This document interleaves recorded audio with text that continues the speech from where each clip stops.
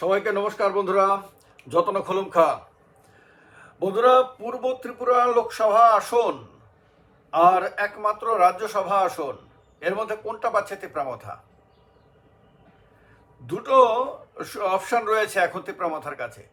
একটা হলো পূর্ব ত্রিপুরা আসন নিয়ে বিজেপির সঙ্গে মিলে মিশে পূর্ব ত্রিপুরায় লোকসভা কেন্দ্রে ফাইট করা এবং জিতে লোকসভায় যাওয়া এবং ভবিষ্যতে কেন্দ্রীয় মন্ত্রিসভায় প্রবেশ করার সুযোগ ওপেন রাখা। অন্যটা হলো যে রাজ্যসভার যে আসনটি আগামী দিনে খালি হবে, একমাত্র আসনটি খালি হলে সেখানে লড়াই করে বিজেপির সাহায্য নিয়ে দিল্লিতে যাওয়া। সেক্ষেত্রেও কেন্দ্রীয় মন্ত্রিসভাতে যোগদানের সম্ভাবনা থাকবে, কারণ কেন্দ্রীয় মন্ত্রী হওয়ার জন্য শুধু যে লোকসভারই সদস্য হতে হয় এমন না, রাজ্যসভার সদস্য হলেও চলবে। এখন কথা হলো যে রাজ্যসভা না লোকসভা বিজেপির সঙ্গে মিলে কোনটাতে তীব্রামথা যাবে, এই প্রশ্ন কেন উঠছে?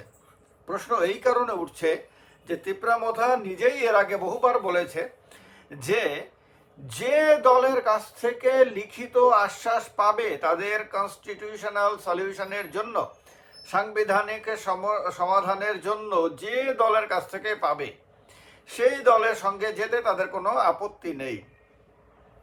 কেন্দ্রে বিজেপি সরকার রয়েছে, সেই সরকারের তরফ থেকে ইতিমধ্যে এগ্রিমেন্ট হয়েছে, যে এগ্রিমেন্টে তারা বিজয়ী বলে নিজেদেরকে উপস্থাপিত করছে।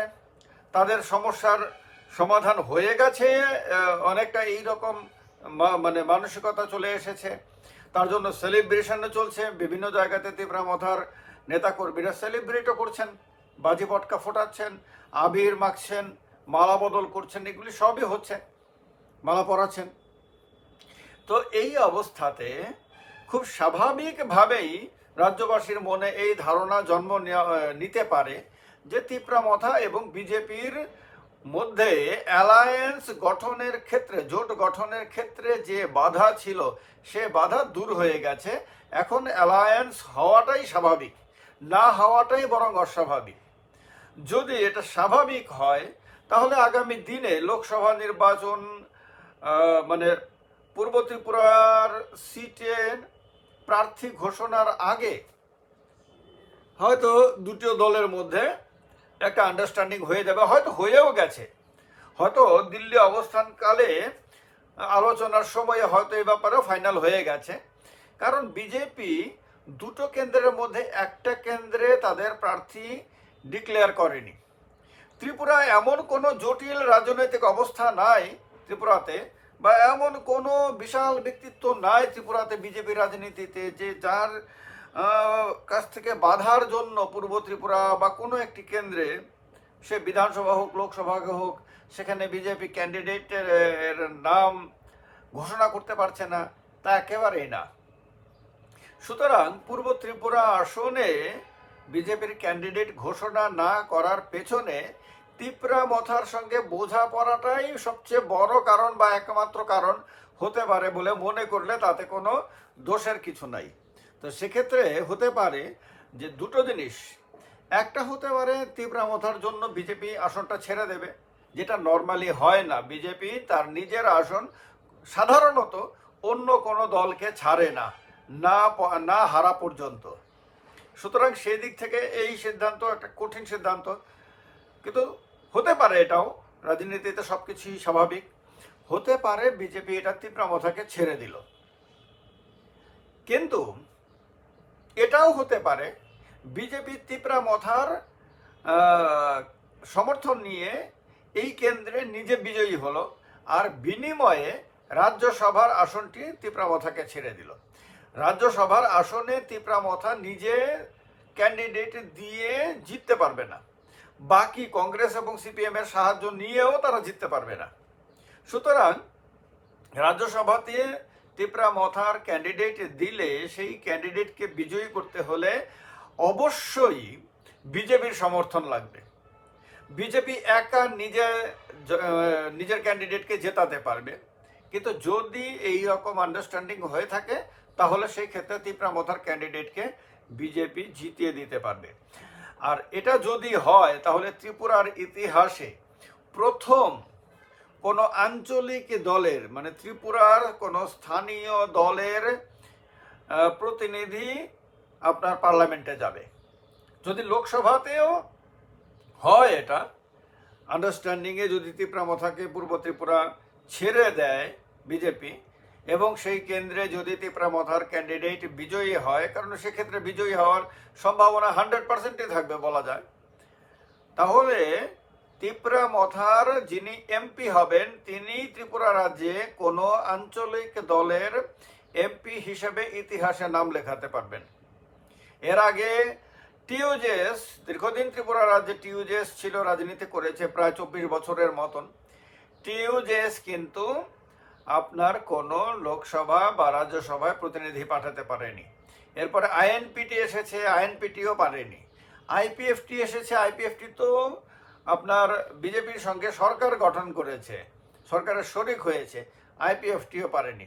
হ্যাঁ, এটাও বলা উচিত যে কংগ্রেসের সঙ্গে মিলেমিশে আপনার জোট সরকার এসেছিল, কিন্তু টিইউজেএসও, তো এরা কেউই পারেনি। তো যদি তিপ্রামথা এটা করতে পারে তাহলে তিপ্রামথা ত্রিপুরার ইতিহাসে প্রথম রাজনৈতিক দল হবে, কংগ্রেস, সিপিএম, বিজেপি বাদ দিলে, যার কোনো নেতা পার্লামেন্টে ঢুকবেন এবং পার্লামেন্টে মানে এমপি হিসেবে এবং সেখানে নিজের দলের বা নিজের জাতির জন্য কথা বলতে পারবেন। তো এরকমটা হবে কিনা তা গ্যারান্টি দিয়ে বলা যাচ্ছে না, কিন্তু সম্ভাবনা তৈরি হয়েছে এই কারণে যে এখন তিপ্রামথা আর বিজেপির মধ্যে অ্যালায়েন্সের মানে ক্ষেত্রে কোনো বড় বাধা রইল না। তিপ্রামথা নিজেই যেহেতু বলছে যে যা চেয়েছিল তার চেয়ে বেশি পেয়ে গেছে, তার মানে বিরাট কিছু পেয়েছে, যা ত্রিপুরাবাসী জানে না, ভারতবাসী জানে না, কেউই জানে না, আপনিও জানেন না, আমিও জানি না, কেউই জানি না। কেউ কেউ বলছে যে 4 পেজের মধ্যে মাত্র একটা পেজ, লাস্ট পেজটা প্রকাশিত হয়েছে, বাকি 3টে পেজ প্রকাশিত হয়নি। তো 3টা পেজ যতক্ষণ পর্যন্ত না তারা প্রকাশ করবেন ততক্ষণ পর্যন্ত রাজ্যবাসীর পক্ষে মানে সেই পাতাগুলোতে কি আছে সেটা বলা সম্ভব না। আর রাজ্যবাসীর কাছে গোপন রেখে কোনো চুক্তি করা খুব একটা গণতান্ত্রিক মানসিকতার পরিচয়ও না। সেক্ষেত্রে মানুষের মনের মধ্যে সেই সন্দেহ জাগতেই পারে যে সেই চুক্তির মধ্যে এমন কি আছে যা গোপন করতে চাইছে সরকার, গোপন করতে চাইছে তিপ্রামথা, সে প্রশ্নও উঠতে পারে। তো এই কারণে যদি এই যে পাতাটা প্রকাশিত হয়েছে তার অতিরিক্ত আরও সত্যি 2টা 3টা 4টা 5টা পাতা থেকে থাকে এবং সেই পাতার মধ্যে যদি কন্ডিশনগুলো একের পর এক যদি মেনশন করা থাকে, তাহলে সেগুলো মানুষের সামনে উপস্থাপিত করা এবং নির্বাচনের আগেই উপস্থাপিত করার দায়িত্ব তিপ্রামথারও রয়েছে, বিজেপিরও রয়েছে, কেন্দ্রীয় সরকারেরও রয়েছে, রাজ্য সরকারেরও রয়েছে। তারা করবে কি করবে না সেটা দেখার বিষয়।